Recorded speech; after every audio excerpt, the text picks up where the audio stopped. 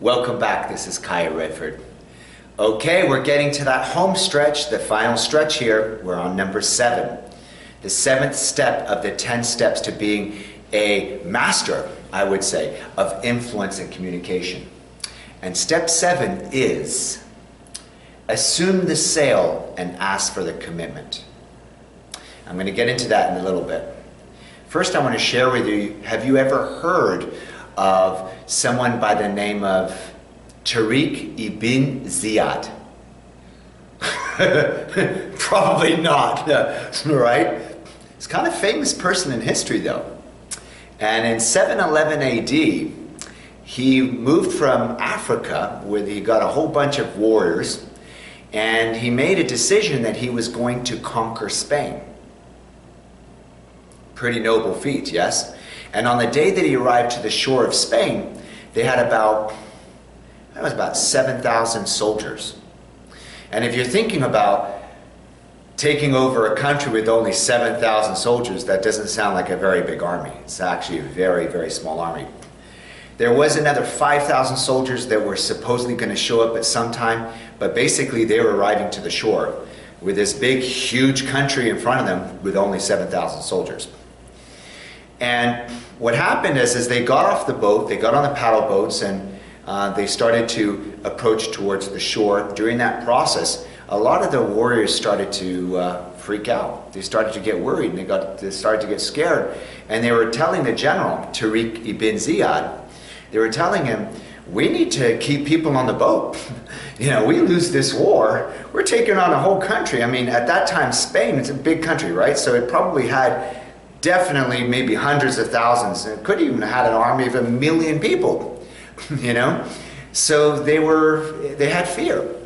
And they were saying, you know, maybe we should leave people on the boat. Or, you know, when we get to the shore, maybe we should leave part of our little army on the beach to safeguard the ship, because if we lose, we need a plan B. We need to escape. We're not all going to just die there. So as Tariq is hearing this, he did something. He actually had a discussion with a few of his men, and he had a few of his men on the boat, on the ship.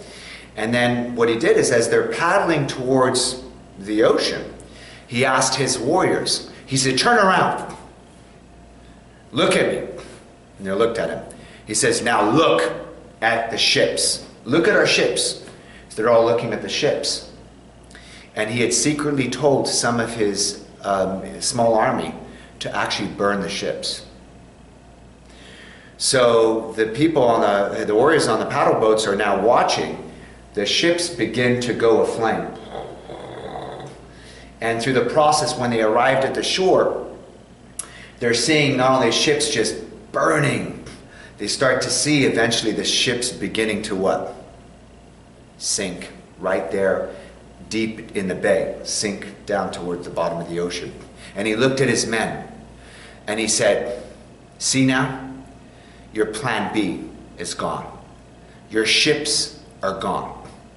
You either move forward and you win, or you perish. Because if you don't win and we're driven back to this beach, there is no escape route. There are no boats. There is no plan B. You're either going to drown in this water, or you're going to have to win this war. And it's very interesting because he forced them to have no other option but victory. By the way, I'm not big on war. I'm just going to be honest. I work with US veterans and veterans around the world, rehabilitating them with different challenges. I really am not big on war. However, saying that, I want you to make this about a goal. Because as history is recorded, this unbelievable, monumental feat that was to be undertaken was achieved. They actually won. They actually conquered Spain. They conquered Spain with such few soldiers. And as you think about it, and as I said shoulder, it took a lot of pressure, right, on their shoulders to do that, I imagine, yes? So there's a couple of learnings here, and I'm going to get to this. You're asking me, what has this got to do with assuming the sale? It's got everything to do with assuming the sale. What has this got to do with asking my people in my life for their commitment? It's got everything to do with commitment. And I'm going to get to it in a moment. As history is recorded, Tariq ibn Ziyad and that army actually conquered Spain. And their families and the generations after their family had literally owned and controlled Spain for about 500 to 600 years. So there's a very powerful lesson in that. And the lesson is the reward.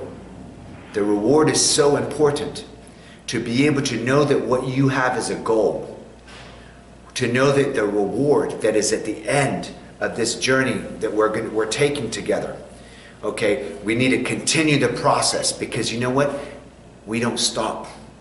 We continue till you achieve all your goals, your dreams, and your desires. And so having a big goal, and I've been talking to you about goals, having a big goal is so important, because it is the reward that makes the risk worth it. It's the reward. It's the thing that compels you and pulls you forward. That reward needs to be so much bigger than the what? The risk. And that goes with any goal. And again, like I said, I'm not into war. I'm not into even war stories. I'm saying, let's imagine now this is a goal. Okay? So Kaya, get to the point, yes? What does this have to do with assuming the sale and asking for the commitment? Let me ask you this. Have you ever walked into a situation where you had fear? Have you ever gone into a scenario where you were not really sure of the outcome, and you were thinking, oh my gosh, plan B, plan B, plan B? By the way, I honor and I respect you. And I know that you probably know someone, maybe it's not you, obviously maybe someone else, who that person seems to just take the chicken exit. They have so much potential. They can go all the way. They can achieve their goals, dreams, and desires. But it's a little uncomfortable. It comes with the fear of the unknown. It comes with, fear of failure. What if I fail? So they plan an exit strategy. They plan a chicken exit. They plan a plan B, knowing in their mind, or really actually not knowing in their mind, that they're planning to fail. Anytime we plan and we come up with a plan B, by the way, I'm not saying that there isn't a time when you would want to have a plan B. Okay, so you need to apply this to different scenarios. When you're going for gold, when you're going for that Oscar, when you're going for that heavyweight championship, when you're going for, to win the championship of your life, you don't play for second place. You don't play for contingency. You play for number one. Yes? Does this make sense? Because the person that goes for number one has so much more potential to get to number one than the person that's thinking about what if I lose and I plan to fail. Make sense? And let me come up with another plan that in case this fails. It's almost like having half your foot in and half your foot out. Can you imagine a person that's deciding between two things? They have half a foot in and half a foot out. They're really not committed. We see this in relationships too, don't we? Have you ever known or seen someone where they're not really committed in the relationship? Half the foot's in the relationship and half the foot's out. They're almost like planning plan B. If it doesn't work out with you, honey, I'm going to get talking to this other person. That's what I'm talking about. We know that for relationships to really work, we know that one of the ingredients is what? Commitment. Yes? Make sense? Same thing with that war. Same thing with Tariq ibn Ziyad. He knew they needed to be committed to the win, and he knew he needed to remove any different option, any plan B out of their minds, so they had no choice but to win or die, win or perish. Yes? Are you ready to give it your all? Yes? So when you speak to the client, or you speak to someone in your life, or you have a goal, the question is, what is your mindset? Is your mindset that I'm going to go through, I'm going to improvise, I'm going to adapt, I'm going to overcome, I'm going to get it done, I'm going to succeed 100%, there is no failure? Or is your mindset, I might fail, and if I might fail, then here's my plan B, and this is what I might do as a contingency. Because what I'm saying is that the person that is completely committed, that sees the end before the beginning, that hears the yes from their client, is completely convinced inside their own mindset that they're going to get the yes, that they're going to achieve the goal, that they're going to make that free throw. Think about basketball. You know, what they do is they do a process of visualization when they shoot the free throw. They see the ball going in. They don't visualize, well, what if I miss? The player, the Michael Jordans of the world, they don't think, well, what will I do if I miss? That's the recipe for what? Missing. They only see the successful shot, right? So what I'd like to share with you is a quote that I came up with. And that quote is, you are either doing the process of creating success, you're either doing the process of creating success, or you're doing the process of not creating success. Make sense? We're either committed to becoming successful and doing the process of becoming successful, or we're doing the process of not, and that is not becoming successful. Now I'm going to tie these two things together, okay? This is a big breakthrough for a lot of people. And by the way, I'm going to say this again.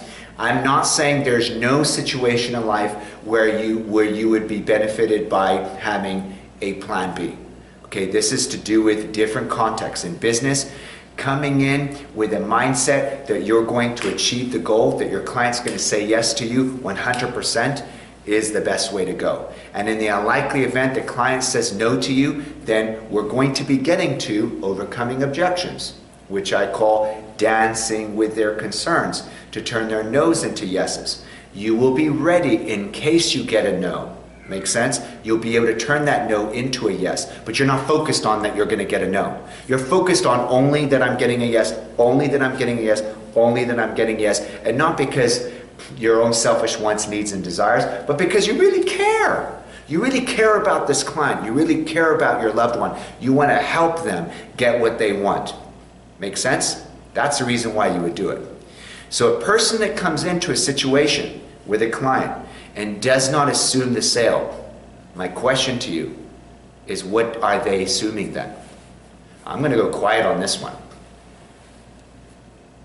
A person that comes into a situation, a client situation, a deal, potential deal with a customer, and does not assume the sale, what are they assuming? I think you're catching on with this, yes? Because if you're not assuming the sale, you're assuming the what? The lack of sale. If you're not assuming the sale, you're assuming that you won't get the sale. And let me ask you a question. Who would you rather work with? The person that when you speak to them, that works with you, that is very confident, not arrogant, humble, but very confident in their abilities, that they know that they can help you achieve their goal? Or the person that's insecure, second-guessing themselves, unsure that they're really going to deliver, or that they can deliver what they promised to you? Who would you rather work with? The person that's certain, they're going to say to you, I'm going to get this done for you. Would you rather work with that guy or that person? Or would you rather work with this person? I don't know, I'm going to try, and if it works out, it works out. Who would you rather work with? Make sense? Assuming the sale is very important, and it doesn't come from arrogance, it doesn't come from disrespect, like, oh, I'm just walking in a situation and I'm so special that they have to say yes to me. No one's saying that. We're saying that you're going to assume the sale because you are committed to helping them get what they want. And even if there's a challenge or something that gets in the way, you're going to see it through to the end. You're going to get the job done. Would you like to be the person that gets the job done every single time? Would you like to learn how to do this? How to do the process of creating success and put a stop or put an end to the process of maybe some area in your life where you do the process of not. You know, we're all a work in progress, correct? So no matter who we are, where we are in life, we can all improve. Yes? So would you like to learn how through language, how you can, and how through your body language, how through your mindset and your beliefs, how you can actually come into any and every situation 100% assuming the sale? Yes? Continuing this journey with me. Would you like to learn not only through body language, but through language, words, how the right words you can choose convey to the other person, whether it's your client, whether it's someone you love? You know, can I give you the last example? What do you think you ought to do or someone ought to do when they're asking someone to marry them? Do you think that might be a time when you might assume in your mind, might it be potentially good to assume that you're going to get a yes? Or do you think it's good to come in like, will you marry me? No. You might want to find out the person's going to say yes in advance, yes? I've seen some funny videos on YouTube where a person kneels to the ground in front of the whole entire mall and asks for the hand in marriage, and the other person just whacks him on the head. You know, that person didn't understand assume the sale. You know, because he or she wouldn't have asked if he or she didn't already really internally know the answer. Really knowing the answer deep down inside. Would you agree that's an important thing? Knowing the answer deep down inside.